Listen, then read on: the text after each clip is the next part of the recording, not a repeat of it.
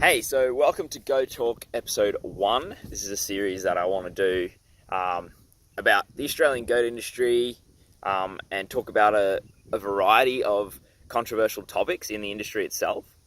My name's Peter.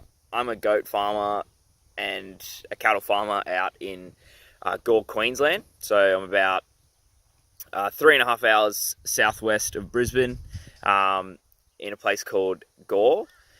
So my family, we own Sunset Hill Boar Goat. So me, my partner, and my family have run this goat stud now for probably about 2.5 years, coming on 3 years. So I'm actually a student in a dual degree of sustainable agriculture, majoring in livestock and agribusiness. So I have a real passion for agriculture itself. But what I want to talk today about is the beginning of this Goat Talk series that I want to do. And today I want to cover 3 or 4 main aspects of a certain topic in the goat industry. So my whole aim for this series is to have a conversation about the goat industry itself. So where it is in Australia, where the breeders are at, and that's across the whole board of all breeds. And I want to start discussing some of those controversial topics and educating people and getting other people's feedback so I can learn more as well about the industry itself. So hopefully this video doesn't go for too long, but I'd like to jump straight into today's topic, which is going to be polled genetics in goats.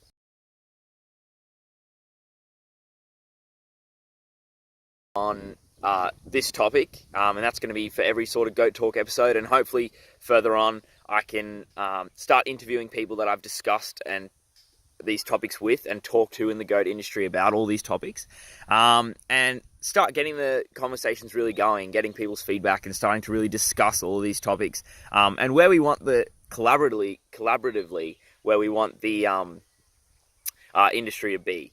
So this is going to be obviously about polled genetics. So topic number 1 that I want to talk about is from a production point of view. So goats obviously have had horns naturally and growing up, but a lot of breeders already dehorn their animals when they're younger in a variety of industries in the goat sector.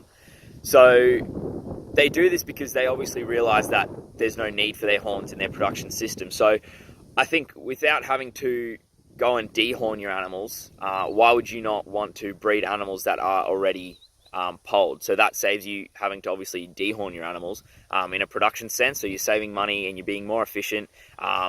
You're having a safer animal for yourself to work with, to how the animal deals with other animals when they're pregnant or when they're feeding, and in those intense situations, they're a safer animal as well. And instead of having to go and dehorn and that costly process, you now have an animal which doesn't require any of that special and expensive attention, and so that means more money in your pocket as well. So that's, from a production point of view, that's a very simple idea of I think why it's important. And, you can bring that down to fencing and all that sort of stuff. You don't want your animals with their horns getting stuck in fences, breaking each other's legs, which does occur quite often, and is just one of those aspects where I think now in an intensive industry and where we are going towards the future in agriculture, it's probably not something that we generally need to have on our animals anymore. So that's point number 1. So point number 2 that I want to talk about is actually from a genetic point of view. So I guess that answers how you can get polled genetics, and why you would want to do that and what has happened in the past. So breeders in the past have had polled genetics, and there are people now who are breeding polled genetics and have done so for a very long time, and that's worked very effectively. And I have talked to a lot of breeders before, and they have mentioned that obviously they have had hermaphrodites occur with polled genetics. So I kind of wanted to talk a little bit more in detail about that and why that would occur. So hermaphrodites occurring through polled genetics is not a linked gene. So just because you have a polled animal doesn't mean you'll also have an animal that's a hermaphrodite. And I'm discussing this because I think this is one of the main concerns that people have had that I've talked to and that they've brought up. So they're not a linked gene, so you're not going to get both of those just because you have polled genetics. But it's also a method of how you get polled genetics. So if you're breeding with a buck or a doe that has a polled genetic in your herd that has seemed to grow up that didn't have horns, and you're just going to breed with that to see if you can get more polled genetics, it's going to lead to inbreeding, and that's obviously going to cause a lot more genetic problems other than just a hermaphrodite, but that's probably one of the main causes why it would occur. So if you want to do polled genetics, and the people who are successful, it's pretty obvious that you need to introduce new genetics in the polled scene. So that might be purchasing a buck or artificially inseminating your animal with different semen and with the genetics that you want. And there's a whole variety of ways to avoid that genetic problems that can occur. So to avoid that, I would definitely say that, in my opinion, it's occurred because there's been a lot of inbreeding in the animals to get that. And that's just what I've picked up discussing with other breeders. So that's where I've come to see where it sits. But from a genetic point of view, it is possible. It has occurred. It's happening all the time. The only reason I believe that polled genetics isn't really favorable at the moment is because people either aren't educated on it or why they would want it. But I think once people realize where the market shift is going and what the benefits of having polled genetics is, there definitely would be a market shift and more favorable. So that's kind of a genetic point of view for me. So point number 3 that I wanted to talk about was from a breed standard point of view. So obviously I understand a lot of animals in their breed standards, if you're breeding a stud animal, horns are part of that figure of that animal. But as the breeders and the people in the market and the industry that breed the animals, we have the choice of deciding what the standards are of those animals. So I have some friends who have polled genetics and they take those animals to shows all the time, and they don't win not because the animal's not good enough, but they win because the animal's polled.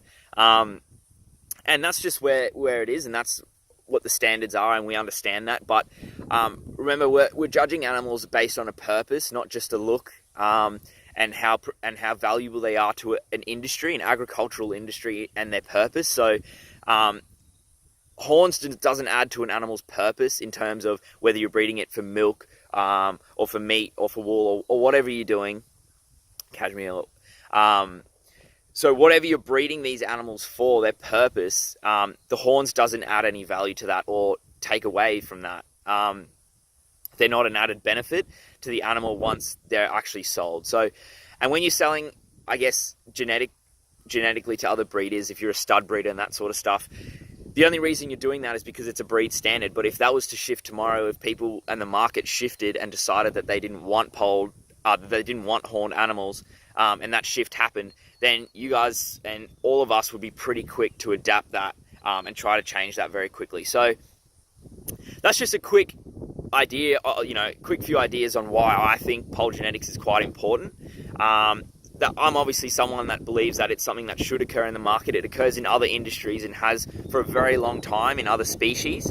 So for me, it's super important that we start educating ourselves and discussing these topics and trying to push our market collaboratively together forward to where we want it to be as an Australian branded goat industry that has this top quality, that has animals that put on real weight for meat and that have real great, that have an amazing milk production and all those sorts of things. So when we're looking in the goat industry, that's something that we really, I think, collaboratively want to aim to do together. So this is why I've started this series, and this is my first talk, I guess, on something like this. So I'd love to hear everyone else's opinions. This is obviously a big discussion, and whether you're new to goats or you've done it for years, your input is obviously valued. So I'd love to hear it, and there's no right or wrong answers, and copying flack or whatever is just part of it, but the feedback needs to be put out there, and so that we can discuss these sorts of things. It'd be good for everyone to not be afraid to ask those questions and get out there and not feel like they're going to be criticized or condemned for what they put out there. So those are the few main topics that I wanted to talk about today with you guys. I'll hopefully be doing some more goat talk videos. Definitely comment and add some more topics that you think should be discussed. And I'm happy to talk with other breeders, and on this episode, or on the next episodes, talk with other breeders, get other people in the industry and to talk about these topics so you guys can have answers to all those questions that you have. So please share this around, like it, and if it's on, it's going to be on YouTube. So give that a subscribe to the channel so you can see the next videos that'll come out, and hopefully this will lead into more of some of the other things that I want to do, podcast wise, and other things I'm really passionate about in the industry and really want to get going. So thanks for listening and giving me your time, and I really hope to hear from everyone soon. Thanks for listening, guys, and glad that you tuned in. Feel free to subscribe so that you can see more videos, and appreciate it. Thank you.